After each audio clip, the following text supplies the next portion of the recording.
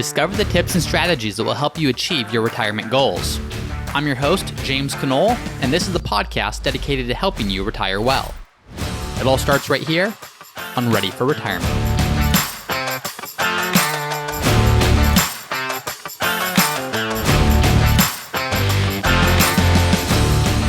Hi everyone, and welcome back to another episode of Ready for Retirement. I'm your host, James Knoll, and we have another listener question today that we're going to be walking through. So let's jump into this. The listener question is from Nath, and Nath says, "Hi. First of all, I would like to thank you for the great job you're doing with the podcast." Thank you, Nath. I have learned a great deal. My wife and I have an assortment of investments from managed accounts to E-Trade to IRA to 401k and 403b. They're with different companies. I know we should consolidate, but I don't want to put all my eggs in one basket. So my question is, what suggestions do you have for managing all these different accounts? Is there a program that can do this or a spreadsheet? Any tips or tricks?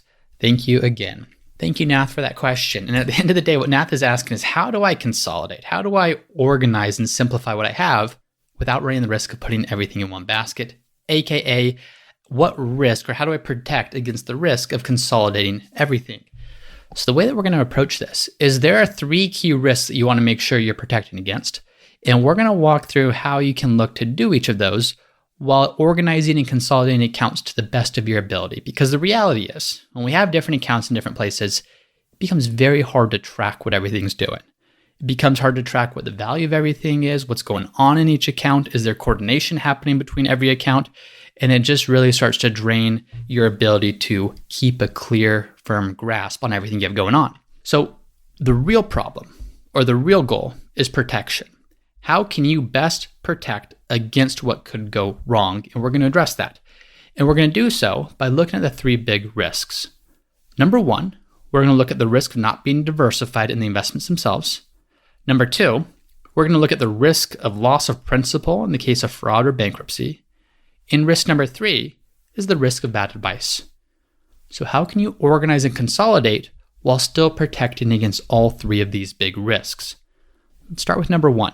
So the first big risk is when people use the term, don't put all of your eggs in one basket, it really means they want to be diversified. They want to have their money spread out.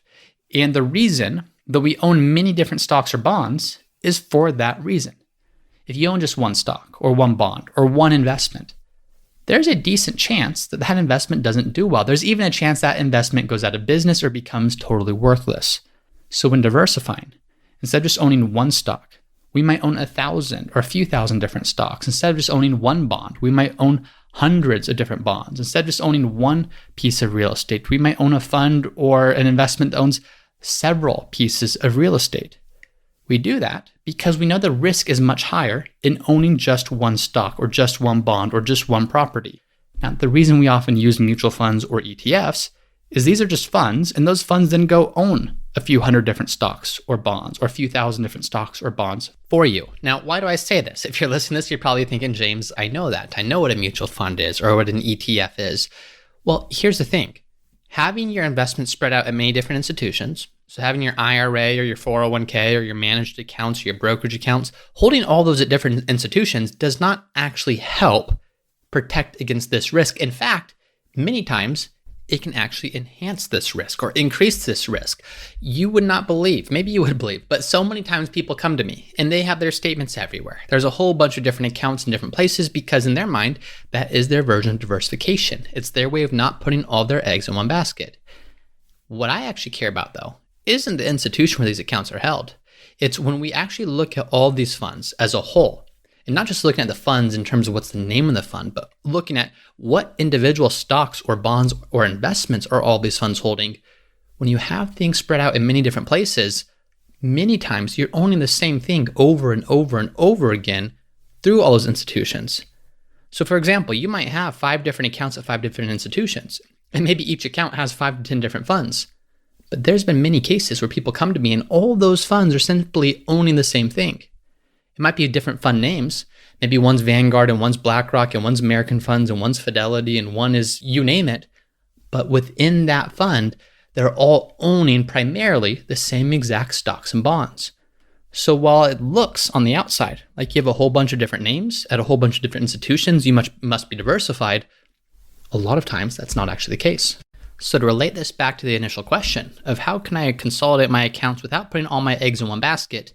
Well, the contrary to that is having your eggs at multiple institutions actually makes it much harder to fully diversify unless you're being very intentional about owning the right funds in the right places. So more often than not, it can be better to consolidate accounts, to own everything at one institution, because then you have full view over what your money's doing, how it's diversified, what funds it's in. But just by spreading your money out to different institutions alone does not actually help you increase your diversification at all. It does not actually help to spread out your risk at all from an investment standpoint. This leads into the second thing that we want to diversify though, which is the custodian. So there's 3 different levels to this. Number 1 is the investment level. Number 2 is the custodian levels. Number 3 is the advisor level, like we talked about. We talked about the investment level. Having multiple different custodians doesn't actually help you. It's not decreasing your risk to have many different investments at many different institutions. Number 2 though, if you do consolidate everything, and if you do organize everything into say one institution, whether it's a TD Ameritrade or a Schwab or Fidelity, whatever it is for you, your next question is, well, how do I protect against loss of principal if there's fraud at that institution or if there's bankruptcy at that institution? What do you do then? Well, that is a real risk. But thankfully, it's a risk people have thought of, and it's a risk that is protected against. So again, whether you're at TD Ameritrade, Ameriprise, Charles Schwab, E-Trade, Fidelity, Vanguard, Wells Fargo, these principles are going to apply the same to any of these firms. And what you see is that if any of these brokerage firms were to go bankrupt, well, the securities and cash that you've deposited at that firm, they remain safe. So the good news is when you invest your money, say at TD Ameritrade, you're not investing in TD Ameritrade, the company, which means if TD Ameritrade, the company, goes bankrupt, it's not as if your money goes bankrupt for it. Think of it as almost having like a lockbox, a safety box at TD Ameritrade. And if the institution goes away, you come in and you take your lockbox and you put that at some other institution, say Schwab or Fidelity or something like that. So if the authorities find that there's trouble that a brokerage firm is in, they're facing liquidity problems, or if they're looking to file for bankruptcy, if there's some issue, because keep in mind, all of these institutions, they are required to have minimum standards of financial requirements. So net capital, liquidity standards, things like that. So there are safeguards in place to ensure that these companies don't go under. But if they do, what you're going to have is if there's any sign of trouble, these firms are going to be forced to start transferring accounts to another brokerage firm, which means your investments stay the same, your holdings stay the same. The name of the company that holds them simply changes. Also, there's something called Securities Investor Protection Corporation. You'll hear it referred to as SIPC, SIPC. And when a brokerage firm is registered and a member of SIPC or SIPC, it carries what is essentially an insurance policy for its clients' deposits. Today, the insured amount for this SIPC insurance is $500,000. That's just a requirement if you want to be held in that. Now, if you're listening to this and saying, well, that's great, but I have more than $500,000 in my account, does that mean I should do only $500,000 per institution? Not quite. What firms will do is on top of the government SIPC insurance of $500,000 per account, a lot of these firms, they will go and they will purchase additional insurance. They'll go to big insurers like Lloyd's of London, and they might get insurance on the account level at $5 million per account or $10 million per account. They don't want to give people any reason not to hold their assets at this institution's firm. So these brokerage firms, they will go out and carry additional insurance above and beyond the government provided insurance. And what this does is it just increases the protection on each account. Now, let's talk about what this does and doesn't protect against. If you have your investment accounts and you invest in bad stock or bond or the market goes down, this insurance is not protecting against this. This is not protecting against loss of capital based upon the value of the investments you're invested in. What this insurance is covering is things like fraud, or is things like bankruptcy, or is things like insolvency. It is protecting against these risks that you can't diversify away. So even when we look at it from this standpoint of, okay, we know that at the first level, at the investment level, you want to diversify in the investments that you're in. That's where true diversification comes in. But even at the custodian level, having multiple different custodians, assuming that your custodian has these insurance provisions in place, even that isn't fully helping you to minimize your risk at all. Unless you have some level of account balance, tens of millions of dollars in your account, for example, that exceeds the insurance coverage provided by these institutions, having multiple different custodians is not in any way enhancing your diversification. It's not increasing the number of baskets that you have to put your eggs in. It's just redundant baskets that are doing the same exact thing. So we've talked about the investment level. We've talked about the custodian level. The third level that you can protect against is the advice level.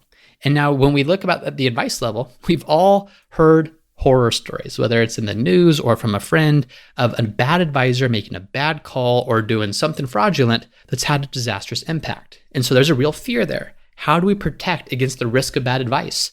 If we have an advisor, what if that advisor makes the wrong call? What if they steer me in the wrong direction? Well, if it wasn't fraudulent and if it wasn't anything like that, but just bad advice, that's a risk. I don't have insurance that can protect against that. Well, here's the question. The question isn't, should I get an advisor or not get an advisor? Because you already have an advisor. You either have a third-party advisor that you pay to help you with your financial planning and with your investing, or you are your advisor.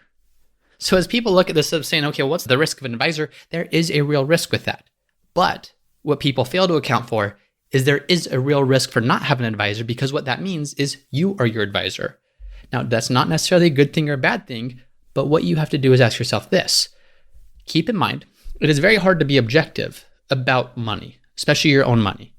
But you must ask yourself, number one, as your own advisor, do you have the capacity to design and maintain the optimal portfolio that aligns with your financial goals? Number two, do you have all the retirement planning, tax planning, and overall financial planning expertise needed to enhance your portfolio and overall strategy?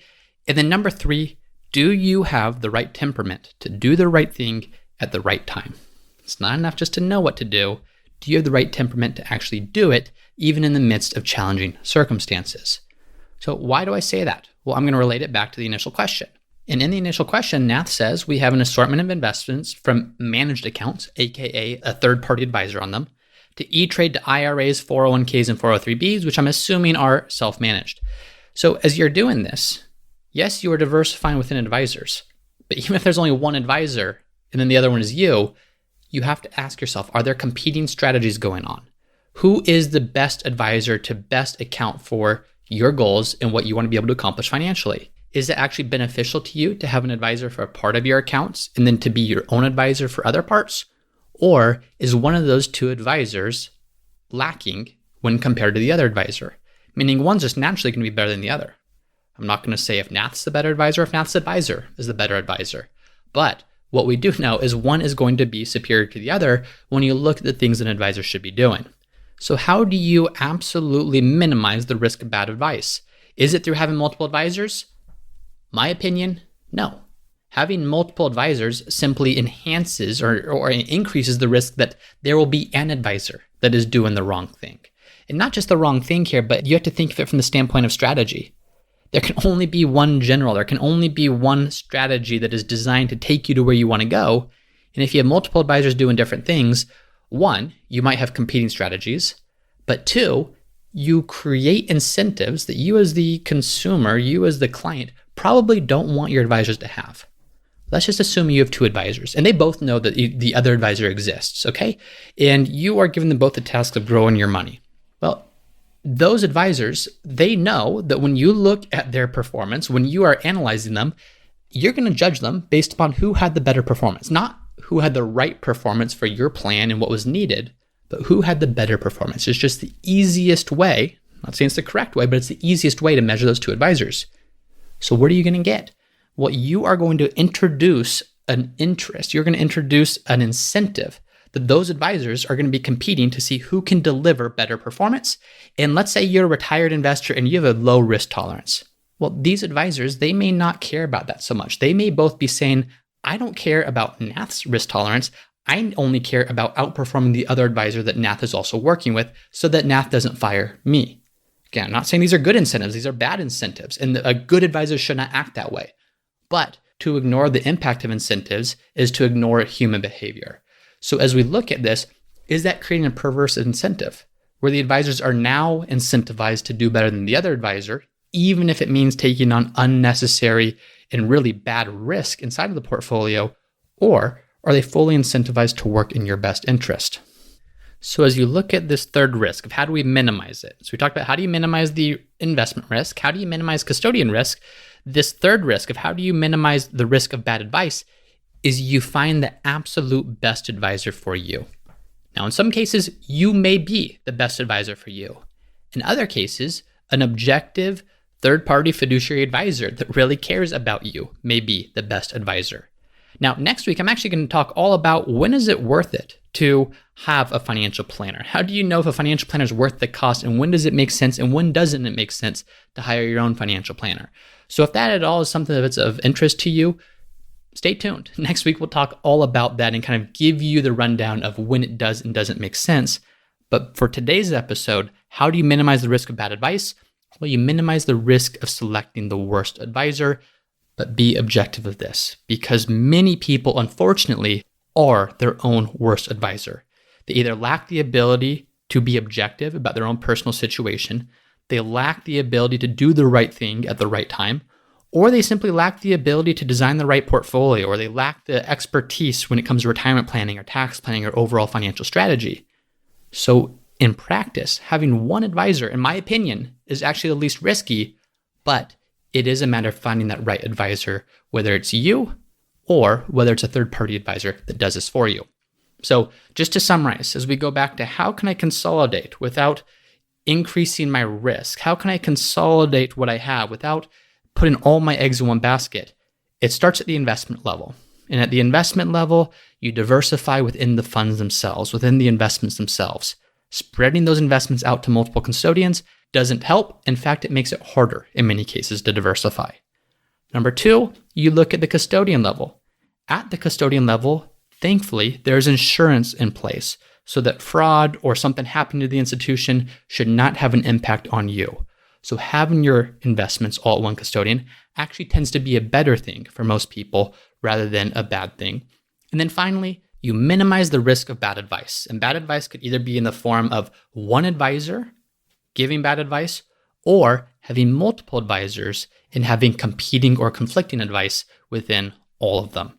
So I hope this was helpful because I think it is a good question that a lot of people have. If I want to organize, I want to consolidate, there's some great benefits to having everything organized and consolidated and viewable in one place. But rather than looking at a program to do this or a spreadsheet to do this or any tips or tricks to do this, in my opinion, it comes down to diversifying well within the funds, having the right advisor in place, but then from there, it is usually best to have everything all at one place, assuming that one place carries the proper insurance. So I hope this was helpful. Thank you for your question, Nath. I always appreciate that. If you are listening and have a question you'd like to answer, go to the Ready for Retirement website at readyforretirement.co. Submit a question. I'll answer in a future episode. And if you're listening and you're enjoying these episodes, please let me know by leaving a review. I appreciate you all listening. Appreciate you taking this time to spend with me today, and I'll see you next time. Thank you for listening to another episode of the Ready for Retirement podcast. If you're enjoying the show, please subscribe and let me know by leaving a 5-star review. And as always, for a list of the notes and the resources mentioned in today's episode, you can find those at the Ready for Retirement website, which is readyforretirement.co. That's readyforretirement.co. And if you have a question that you would like for me to answer in a future episode, then you can also go to the Ready for Retirement website, readyforretirement.co. There's a page called Submit Your Question where you can submit a question for me to answer in a future episode. Thanks as always for listening, and I'll see you next time.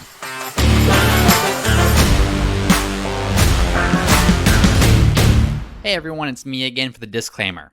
Please be smart about this. Before doing anything, please be sure to consult with your tax planner or financial planner. Nothing in this podcast should be construed as investment, tax, legal, or other financial advice. It is for information.